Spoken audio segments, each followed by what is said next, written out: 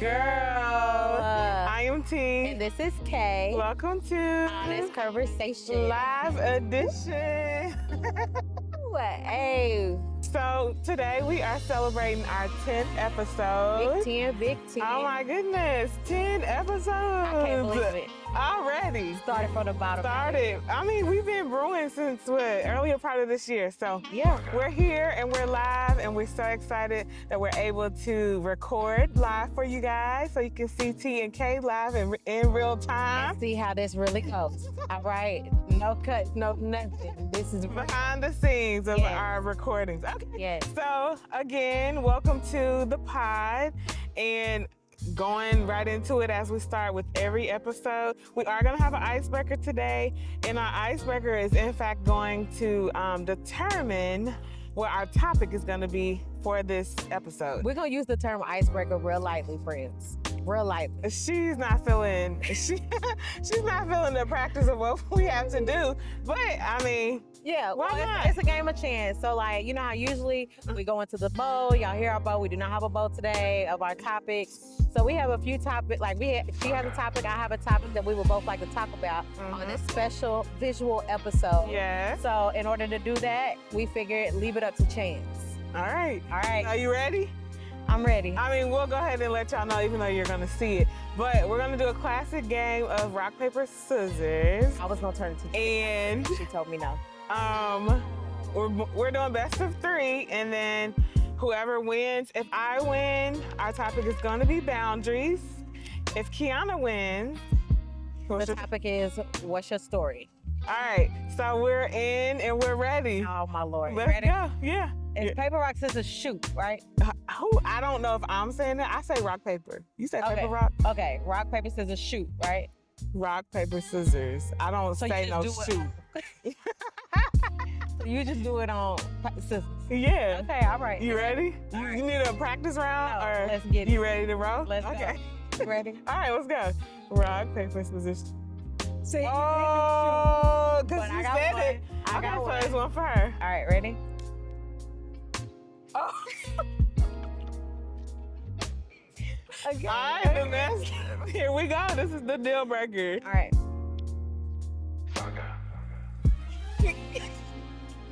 Oh, lost.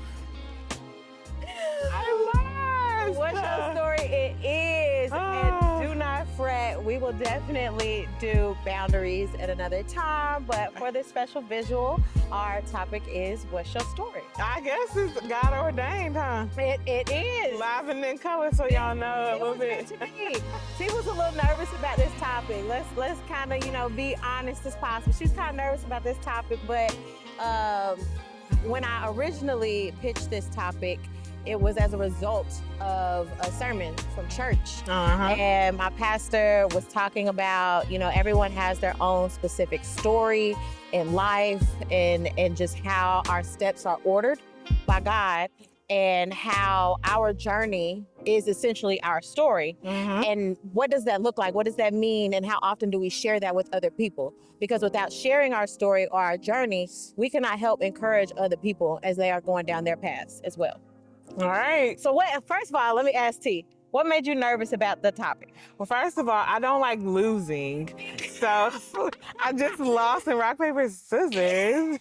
So that was my number one. Like, I was trying to win just because I don't like losing. But, everything happens for a reason. I also was nervous because it's like, what do you say about yourself? I don't know. I mean, I know I've lived, I've had some time in the game of life, but what am I gonna say? Yeah, the words will come to you. The words will come to you. So I'll start. Okay. I'll start, unless you have another question. No. So are you just gonna go into, are you giving us Kiana from when she was in the womb up until that is not 30? That's whoa. Watch the age, my friend. What you giving? So I'm gonna give just a few parts of my life that are my testimony and how that you helped turn me into the woman that I am today. Okay, so what shaped you basically? I was just trying to gauge, so while you're talking, I can kind of have a little file in my You know folder. what's funny? in my- I like to in my prepare as mind. well, Yeah. but on the pod, I'll just be like, let's She go. be let's ready do it. to I go. do. I I'm gotta like, have let's go some to the type end. of Let's get it. basis so I know which She be direction like, I'm going in. ooh, and what was the research behind this? And how did you conclude that? And it's like, girl, Okay. girl. Well, girl, go ahead. So there are a few things there, especially now that I've matured and I've grown in my relationship with God and my walk and my talk in life. Okay. It's interesting to me, and something it didn't happen today. I know you were talking about stuff happened today. That God finds himself super present at the most randomest moments, and all I can do is stop and say thank you. Okay. And it's I'm never expecting it. It's never at a particular moment or time. It's just out of nowhere. So there have been parts of my testimony. We know for our listeners that I'm a counselor. I work in a high school. My degree is in counseling. That's all I've ever wanted to do, right? And honestly, me getting here into this place is only because of other people and the relationships that I've built and the person who I am, a God-fearing woman, to allow my name to be in rooms that I'm not in. Okay. So a part of my testimony of doing the work that I know that I'm destined to do to help students, to nurture the future, to assist the best way that I know how, especially with like my words and my actions, is because I have been steadfast. And Right. And unmovable. Okay. Always abounded in the. Okay. We just started. But I, during my internship, I interned at the high school that I graduated from. And the counselor who I was interning under was a gentleman he was a newer counselor when I was a student there. His name is Dr. Sweeney. I might send it to him. Hey, Dr. Sweeney. Oh my goodness. But anyway, he helped me so much in preparing myself in my role. Okay. And so even in the avenues that I'm in now, like this summer, I was working at a summer program called Government School for Entrepreneurs. I only got that job because of him. And I knew nothing about it. I hadn't conversed with him. I probably hadn't talked to him in years at this point. And I got a random email or a message from him. He texted me. He was like, hey, just FYI, are you busy this summer? And I'm like, no, this was a couple summers ago. I'm like, no, what's going on? At the time, I was a substitute, and this is how God works. All right, let us know. At the time, I was a mental health counselor at the school, and he was like, are you busy this summer? Blah, blah, blah. I was like, no, absolutely not. He was like, well, I just shared your name with a woman for this summer program, for the Government Schools program. He said it's a brand new role. They have never had a counselor. This program has been around for like 7 years, and they reached out to me asking if I knew anybody who come to mind for this position, and I immediately said your name. Wow. So I get this email and this phone call from this lady, and I promise it was not even an interview. We were talking, like me and you talk all the time. We were just talking. And I promise we talked for about 35 minutes over Zoom. And she was like, I'm so sorry. I didn't get to any of my questions. Oh, wow. I just want to offer you this job right now, blah, blah, blah. That's how you know. What? So it's a part of the interaction and the conversations and just the relationship that I built with Dr. Sweeney that helped facilitated that. Yeah. And literally that same summer, I had an interview for a counselor job. And mind you, administration goes back earlier than teachers. So my summer was open, right? According to me, I get this job, I get the counselor job because Dr. Sweeney wrote one of my references for the counselor position. And then I get the call back to start working earlier, actually. Summer's gone. To be counselor. But because of Dr. Sweeney, his word, his name, and they, trust him. Yeah. They compromised with me to allow me to still work that summer. And this is my third summer working with the Government School for Entrepreneurs. Wow. So that's how it all kind of came together for you. Yep. I never knew that. Really? I didn't. Really? I was just like, I didn't necessarily know like the technicalities of what you were doing. I just knew that during the summer, if you try to book something with Kiana, it is Say it. It's not going. No, I'm just saying. It's not impossible, but she has things from this date to this month. She's not lying. And you know, you'll see her in August or September. From May. So, yeah, you just kind of like catch her if you can. So I never knew that. Really? I never knew. That's how I kind of curated and started. Yep. And that actually a part of the training week, because I trained the staff the first week on 2 segments of like counselor and my role and what their responsibility is and things to look out for. And I talked about that with one of the young ladies I sat with, and she was like, that is amazing to me. And because of that conversation, she felt confident. And this is why it's important to share your testimony. Yeah. This is why it's important to share your story. All right. So because of that conversation, she felt comfortable and confident enough to share her work when the governor came to our to the program this summer. And she was one of our digital media. She was one of our digital media people, and now she has an internship with the governor. Wow. Okay, let me find out. What y'all got for HR specialist, talent acquisition, anything in that department? You know. Okay. Your summers ain't open. You never know. Look. Your summers ain't open though. Well, I know. But yeah, that's an awesome story. Yeah. Awesome testimony, and I know that you are very passionate about, you know, your career. And you know, she tried to make it real sweet, y'all. Let me tell y'all something.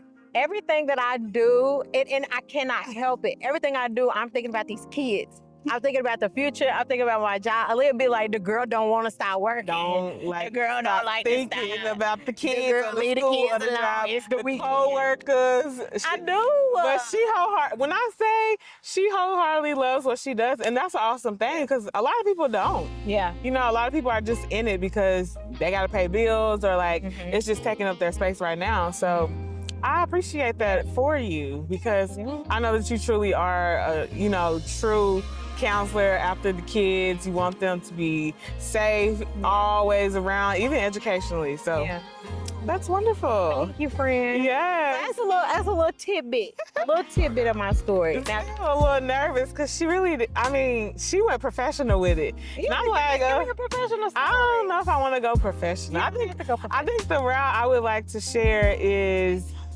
I'm gonna go personal in the sense of, I think I would like to touch on, I guess, my recent past 8 months. Okay, let's go.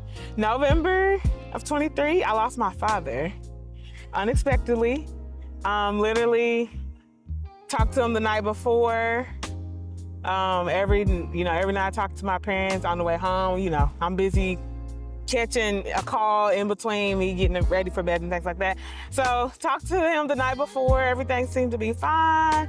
And then the next day, actual day of his passing, I ended up staying home.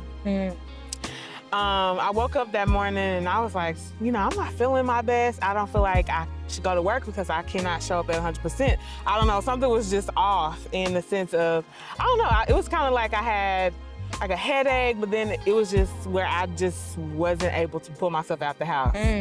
So unbeknownst to you. Yeah, did not know then that I would be expecting something after, a couple hours have passed. So I'm at home, I'm, checking my emails, working a little bit, and then I get a call from, I want to say it was my sister.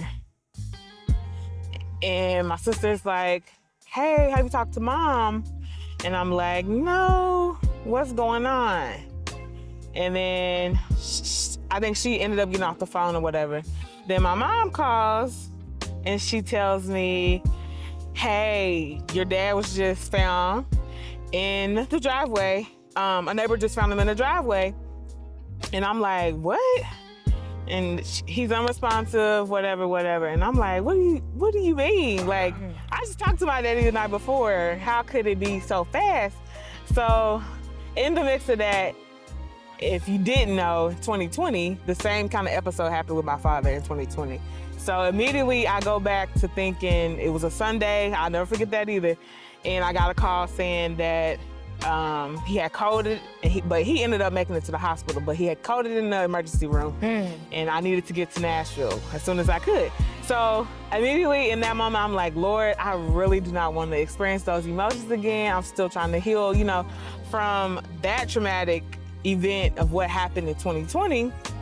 So I get up and I'm like, what do I do? Like, do I hurry up and get on the road?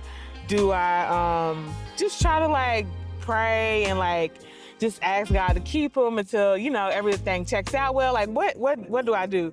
So I immediately text my pastor and first lady. I let them know kind of what I was briefly told. And then what happened? In the midst of that, I called my best friend, which she stays in where my parents are from. And I'm like, are you working today? I think I texted her first. I'm like, hey, are you working today? She's like, no, I'm off. She texted me back real quick. I said, hey, I need you to go check out my parents' house. They found my daddy unresponsive. I need you to kind of go see what's going on until I can get there. So I hop in the shower. I'm moving as fast as I can, trying to get a little bag together because I'm expecting, a different outcome. 2020, I packed my bag and, we stayed in the hospital. My daddy came home. Well, I packed my bag, a little bag, and then I had to go get gas. So it was like everything, it was just prolonging. So in the midst of me trying to get myself together, get on the road, there was traffic. And then I kept getting calls from my grandmother, my godmother. And then the last call, my grandmother was like, I need you to call your godmom because they don't want you to drive down by yourself. So I'm like, I think I'm good because I'm really trying to get to my daddy, but I'm gonna be obedient. I'm gonna call my godmom and see, what happens there. So I call my godmom and she's like, meet me at my house and we're gonna drive to Hoptown. Get to the house, waiting on her. I'm like, what's she doing? She's taking so long, everything. I'm really trying to get home. I'm getting anxious and I'm like, ain't nobody called me and got me an update. Ain't nobody said nothing. And so kind of fast forward, she pulls up and I had another friend that ended up coming to meet. And I'm like, what he rolling up for? I'm literally about to go. It ain't about to be no meet and talk. I'm about to leave. So in the midst of that, she ends up, my dad had already passed and no one had told me yet. So in the midst of that, she ended up telling him at my trunk, he didn't make it, whatever. So. And you didn't know that? And I didn't know. So we go he's like, let's go pray. And I'm like, I really don't want to pray. I really want to get on the road so I can see what's going on with my daddy. So he knew at that time. So they get me out the car, we go into her house and she's like, tell me what you know. And I'm like, they found my dad unresponsive, a neighbor, whatever, and that's all I really know. And so she goes and she was like, I'm here because I love you. And I was still like, okay, what's going on? And she's like, he didn't make it. And so in that moment, of course, I lost it, hysterically crying because I'm like, it can't be so. I literally just talked to my daddy. I literally, and 2 weeks before that, we had literally just went to a U of L game. Nothing it was all good. So she tells me that we stay there for a little bit and then we get on the road to go to Hoptown. Well, that was the longest ride of my life. Literally, it was, Hoptown is 2.5 hours from Louisville if you go on the speed limit. It felt like it was about 5 hours. And I'm just thinking there's no way my daddy is really he really is still in the hospital. I'm gonna see him and he's gonna say, same as 2020. Yeah, it's gonna be the same thing. But ended up getting there and not so. They ended up being able to let me see his body or whatever before.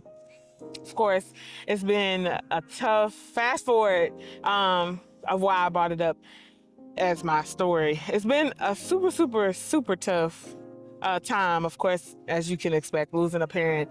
But I said all of that to say that now I feel like I'm getting into a better space of appreciating the passing, just because I didn't understand it at first that it was kind of selfish of me to want to keep him on earth and not knowing what he was internally experiencing or like the pain that he may have, really endured, even from the 2020 situation. If you didn't know, he had heart complications. So it was kind of like, of course, I still would love to have my daddy here physically, but I'm also in a space now where I'm appreciating his absence in the sense of it's helping me grow stronger in my faith. Yeah. And it's helping me continue to want to live life to the absolute fullest. Yeah. Like, there's been days where I haven't wanted to get up out the bed or like face people. And I still have those days. I still have those times where I'm like, I really don't want to be in a social environment right now. I just want to kind of vibe alone. But I'm learning to take advantage of my life and still live in the standard and to the degree that he would want me to live in. And I say that I could have been that person that walked away from God. I could have gave up and left the faith completely. Did I think about, of course, like, why God, why'd you have to take my, of course I did, because that's the natural, emotion that comes up. But then when you look at everything, it has actually propelled me and strengthened my journey with God altogether. Again, some days I can only muster out, Lord, help me. In the very, very beginning, I was so incredibly hurt that I didn't have anything else to say. Like, I didn't even know what to pray. And now I'm more able to be more verbal and like truly express my heart sentiments because God knows. Yeah, he knows how I feel as well. So I wanted to bring that up in this episode and telling my story because on the outside, it could look like Aaliyah's doing fine. Aaliyah is she's chipper. I'm smiling. I'm showing up for people. I'm supporting. Always supporting. Encouraging. I'm letting you, tell me what's going on with you. And I'm still handling what I got going on behind closed doors. But it's not always that easy. Yeah. And I never know who's watching me and who I may be encouraging or even what's sharing this on the line. So I wanted to say that just to keep the encouragement rolling of you never know the impact that you may have. You never know who is, like you said, your name is being spoken of in rooms that you're not even in. I don't know who's looking at me, admiring my strength and knowing that I just lost my dad, but I'm still yet pushing forward. So I wanted to make that a part of my testimony and my story that even though you may endure the greatest loss ever, because that's what I feel like. My heart is still very much broken, but I'm learning to appreciate the times that we had and also appreciate my relationship that I have with Christ. So it may not be the greatest. I'm not the perfect, pupil out here person or whatever you want to call me, but I am striving to continue on in my strength and faith and trusting and knowing that, even though he's not physically here, I still have life to live. So that is what I wanted to share. Yes, and I'm very proud of myself because I did not even crack a tear. You did that so good. Oh Lord, it's been a lot. It's been a lot. It's my girl. That's over you. Yeah, it is. I'm really trying. And it shows. And I will say, like, I've known her for a very long time at this point, and it's kind of crazy how many years we go back. And like she said, this is like, I don't wish anything like that on my worst enemy. But it's like her strength is so admirable that I wasn't raised with a father. I don't have a dad. I have male figures in my life, yes, but to have like a dad is something different. And so always listening to her, even like when your dad was around, like, oh, me and my dad doing this, me and my dad doing that. And I just love that. I just love that. And like, even through his passing, you have still kept that for the people that are closest to you. Yeah. So, and I think a part of our story as well is like giving those flowers to people who are still living, who can still smell them. Yeah. So my flowers to you is that like I see you. Yes. I'm proud of you. Thank you. And I acknowledge like the work that you have put in, but then also how that relationship with your dad has nourished the other relationships in your life, and how you've taken a lot of the things that he's taught you. Like, my daddy said, and you carry that over, and I just appreciate that. Yeah, I appreciate that. I appreciate you for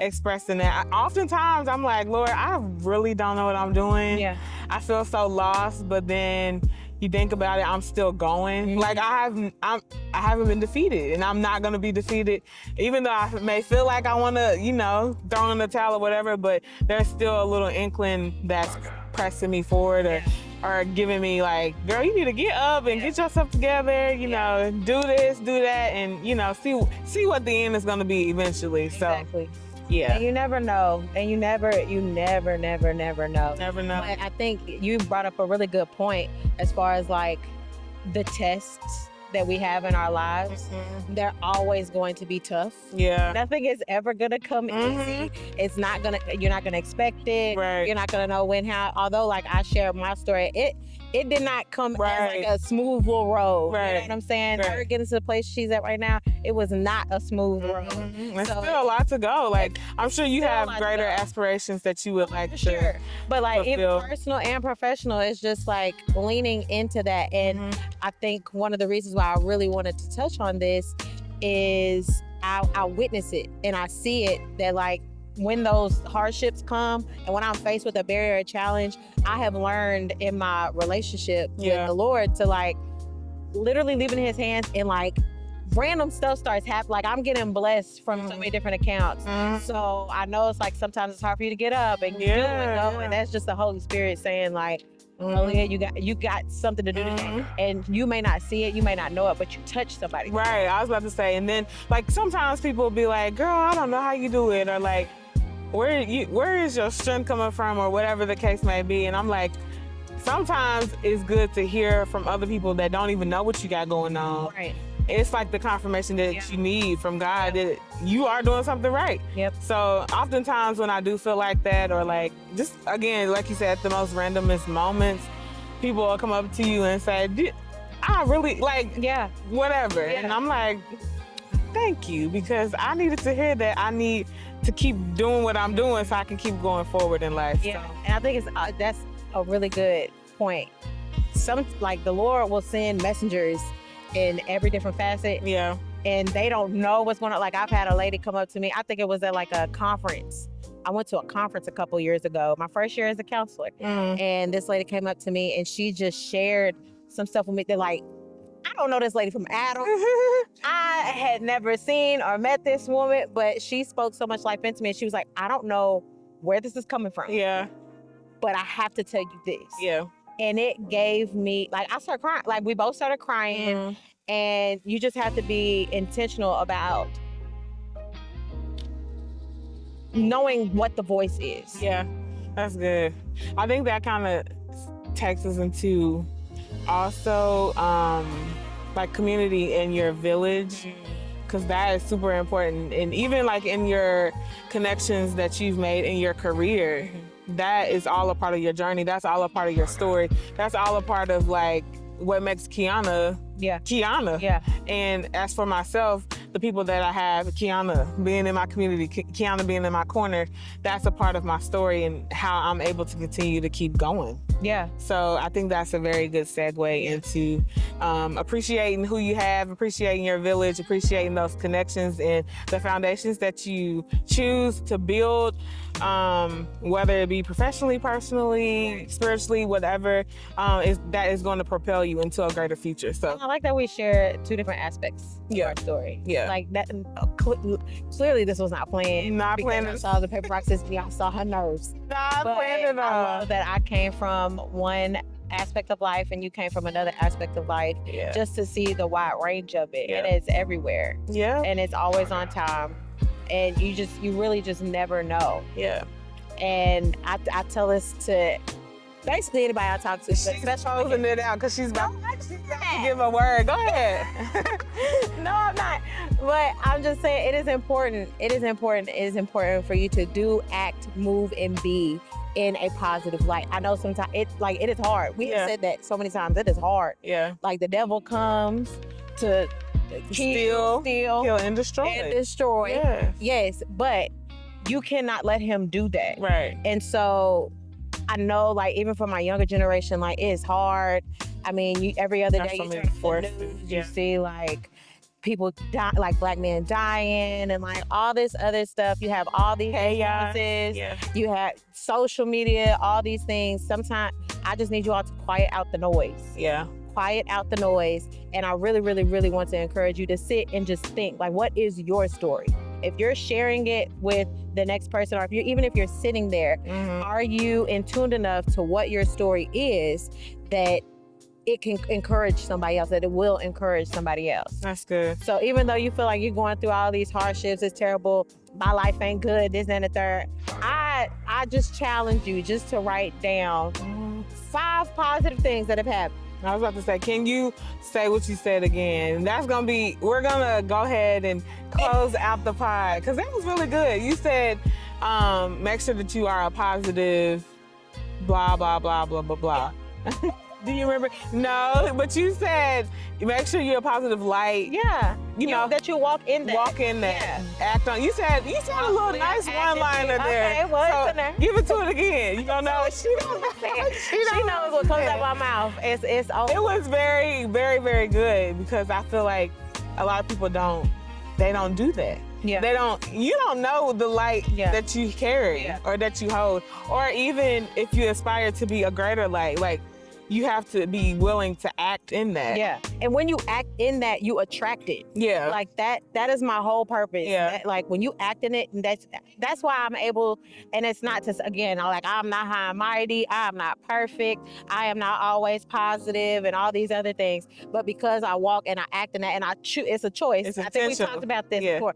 It is a choice to choose the positive. Yeah. And I see it's the perspective. Yeah. And because of that, I'm able to develop those relationships with other people and connections, that those people trust me enough, and they're like, all right, I know that what she's saying and doing is genuine, and I support that. And you are the influence. Like, someone's watching you that you don't even know. Right. You don't even know. Yeah. So yes, guys, there you have it. Lord, Lord, I feel like we've, I feel like y'all really know us now. Yeah, that's a lot. And I will say, like, from Aaliyah's story, I did not know all the details. Yes. I did not know all those details. So like I said, I admire you for being able to share that the way that you did. Yeah. You are one of the strongest people. Anybody who's lost a family member, a parent, or just someone super close to you, you are the strongest people I know to be able to still get up every day. For sure. So yeah, you really know. I feel like y'all really in my life. Yes, y'all really know my good sis now. But yes, so guys, we wanted to be very special and intentional with our 10th episode. We thank you guys for rocking with us for till the 10th episode so far.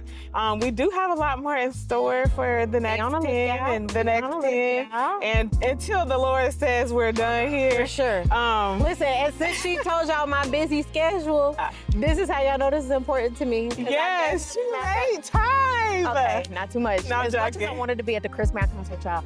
As much as I wanted to try to make that happen, but no, like I make the things that are important to me happen all the time with the people who are important to me, to show up.